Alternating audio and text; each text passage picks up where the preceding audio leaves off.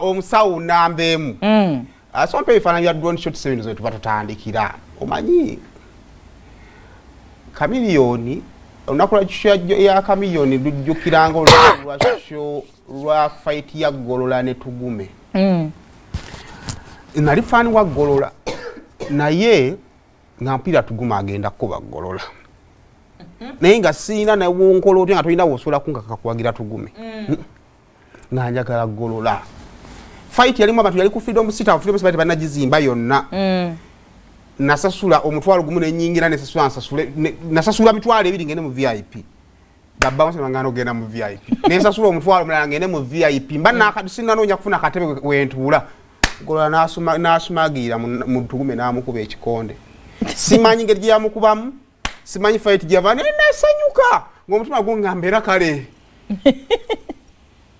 era kale Golola akubye Tugume fight yanyumira kwa sajiraba bara was happy to yakola ki yakuba kakati show ya Chameleone the person I love Chameleone musically bayimbi abasatu njagala Chameleone naye embera ali yetolodde show ya Chameleone ngomutima kugamba neddale gwanga linajja obali nasigala abwero liringizo abantu bazze kwa bintu bibiri wanjalo disobolo okujja naye lisigala abwero litabuba munda mulimu abantu I was going for analyzing anti gwanga mujje guy kola yanika kuba ku radio gwanga mujje bamukubira bizibu kakane dasoke muveyeyo abantu muveyeyo tusigale ku kigambo okati gwanga migwanga mujje nange ne jikirawo musajja nga gamba gwanga translation zegendiko eggwanga linajja kakati ekyamazima eggwanga lyajja eggwanga lyajja okay kaka that is the look of cricket oval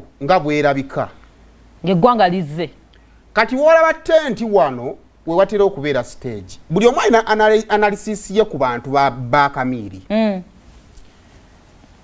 awolaba tent bulijjo we wabeera stage tent yeriwa buli tent erimu ka bulubulu ka white side ze ogirabe mumposa okuba ku kifaananyi ekirala awo bulijjo we wabeera stage kati awola bakabangiriza akokola bakalinga kabangirizaako obokalaba akalinga ka space wali amataala akatunudde no mu stage akalinga akasaawa kati mu setup y'ennaku zino badde bwe bateeka VIP ne bagisitulamu oba ntegeera kati we bagisitulamu kitegeeza nti kine emabega bola batenti emyufu waba wafudde kubanga tosobola kubaako kyolaba ng'oli mabega wa VIP awo njogera ku show ya Winnie Nwagi njogera ku show ya Spice Diana kubanga ndowooza this year n'oguli omwaka ze zibadde mu bannayuganda zibadde ne numbers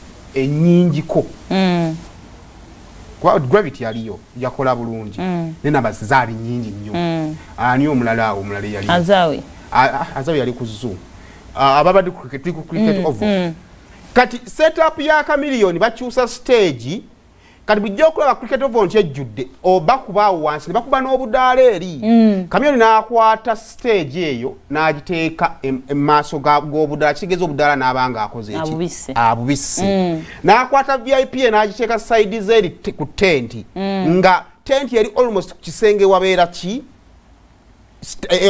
kisenge wasemberayo ddala nga tebalina space gye basse kati n'akwata ekifo kyonna n'akita bwe tutunula ku wantu awatali bantu weewano nga ku VVIP ate wayinza okuba wali restricted kubanga eri waaliyo baani ba VVIP ne baani weewokka waliyo nga watali bantu eri yonna bw'otunulayo waliyo abantu kunze my personal analysis kunze nga Saymore waba tebaasibaganyira Nwagi amusingako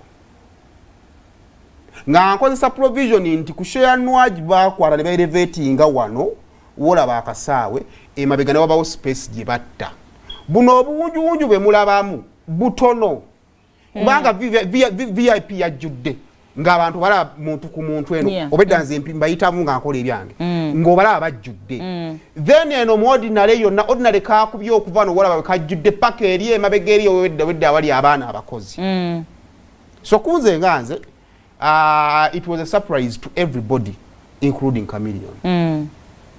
Wabula abantu abo okujja statement nene nnyo eri abayimbi abatandika okuyimba kati n'abalowooza nti mulina kye mukozeeko. Osobola okukola ebintu byonna Chameleone byakoze still n'ofuna numbers ezo. Kubanga kirabika Chameleone n'abayimbi abalala abatono be abantu be baagala ku mutima. Despite bye bakola abantu. Kuba omuntu gwayagala ku mutima ye hafi kwekera pacha nonyiza. Mbana akatuka kanga nakagituusa ati bangamba nti hafi afunye obuzibu n'engisimbulirawo. Kitegeeza hafi mwagala ku mutima despite kyankoze. Bayimbi mabekano mu Uganda nga mulina obusobozi obwo. Tesolo tunyiza ne siganga tukyakwa. No kubaka bino atukoze buli kimu. nga waliwo n'ekintu kibatazanyirako mu Uganda is politics. You don't mess around with Ugandans ng'ozanyira ku feelings zaabwe ez'ebyobufuzi akikoze. Still not putting up numbers ezo. The personally I was convinced with the performance. The performance was very amazing. I was convinced.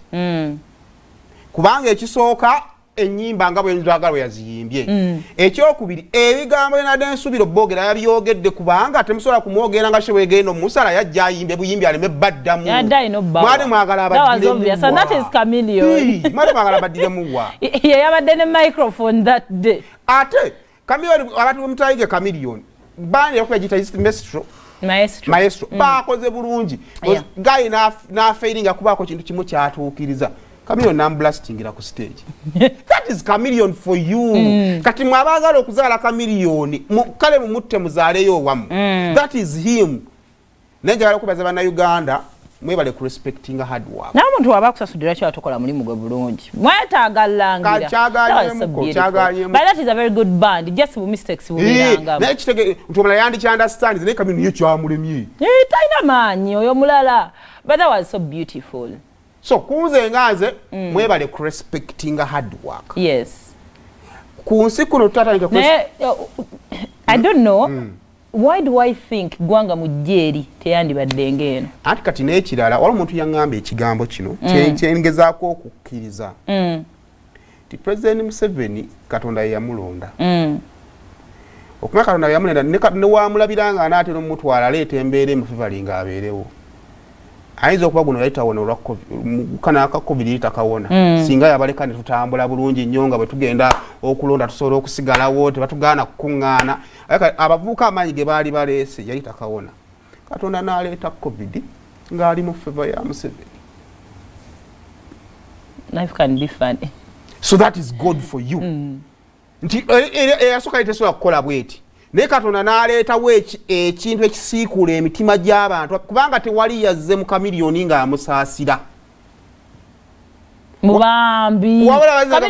Tayinaako eyo y'abambi bambi. Tugende w'akasajja kaffe. Era bonna baabadde happy. Tugenze mu ndongo. Tewali ggulire lyayambye Chameleone kuleeta bantu. Wabula stage yayamba ba Chameleone yanzimba ali bagambe naye ddala. Kano ke kaseera akatufu okulekerera omusajja abaddewo for 25 years. Yeah, they turned up, they were happy, they were convinced, they made a statement. Yeah. Congratulations, Chameleone, once again. Naye obulala bwe tuwongeramu yongera okutereeza Chameleone vaawo wano w'olemedde. Kulagenda babebe kulu gye balaze. Kulagenda ba Chameleone gye Bobi Wine gye balaze. Gy'onaakoma okubeera omulenzi abaana bagenda kujja batandika okukulinnyirako. Yeah, by the way, ng'ovudde ku byaki nti you're not going to force someone to respect someone. Ne bwe tunayimba ne tugamba n'abayimbi abato mulekerawo ku disrespectinga abantu kyova olabanga eyayogera ku mugenzi kyali kibi nnyo oli already taliiwo oyagala ye akole ki. You don't disrespect someone atusobola kwewozaako naye kati gwe aliwo mwababiri abaliwo nga muli balamu nene musalawo okwerumangana ono tetujja nnyo mufosinga tujja mu bashinga but tetugamba mufosinga ku respectinga oyo ayina okukola ebintu ebirina okukolinga for respect. Tetujja kujjukiza abantu kuwa kitiibwa gwe kitandika kizimba ekyokukendeeza time gy'obeera ennyo mu bantu kubanga bakwagala gye bali omuziki w'abantu gwe omusajja baatukanga mu lulimba bakuba lw'amaanyi. And I think wano mu Uganda kiyinza okuba bayimbi batono. Nga buli bakuba tetulina mule tutamanyi. ne tukatta eno bagamba kana ennyimba zireka nnyingi gundi jangu tumixingireko kwano jangu tumixingeko shiru najja yali yapiba miles atambudde wow steps emitwalo 23 ne mazi 10 ne legend okay kale Chameleone musibe mumuguwa mumusike mugambe salene line dawali musindike kigenda mu affectinga yamanyi naye at least katonda yamulaze nti nno people love him mwagala kati kiri jaliye okukyuka and I think bebe cool yamba muganda hono kubanga ndabika gwe gwalina okuba nayizo kwata kyaswa kuyingira mulamu mwe kyuka kyemma yakajali yali naye yali musanyufu of course yali musanyufu lwabandi kati eno gye yasala gye yadda olumu wamutuwa bili mitinge byokwogera ebyokola ki okwogera olwokwagala bano baleme kulowooza kirala yes naye ndowooza is another person yayagala okubeerawo ku stage eyo kubanga Chameleone waba asobola okugwa Bebe Cool asobola okugwa Bobi Wine asobola okugwa kubanga equally byebatadde mu industry ya entertainment byebimu Bebe Cool made a statement of course ye bwate bwamuyita oli chaliwe kadingo whatever bakula bonna and all that naye making a statement every time we speak about it the three legends tewali wayagala munaveko kwa statement I believe mullo bonna bayawukanye byonna omanyi bwala na social media nga bawoggana byonna babikoze newe kituuka mu time y'okwewa credit Bebe Cool tasobola kujjako ku Bobi Wine Bobi Wine tasobola kujjako Bebe Cool at least afuna eki statement ekimukaka era namulekako yakwata ekyakadingo namuyita kadingo ne namulekayo waggulu kati bana abatamala kulowooza ne baddira ku kyakadingo ne babuuka ne beerabira kye yakwata n'abaako wamuteeka toza tuveeyo omwana ajja kujjamu akantu kadde k'abasajja olutambula mu ba celebrities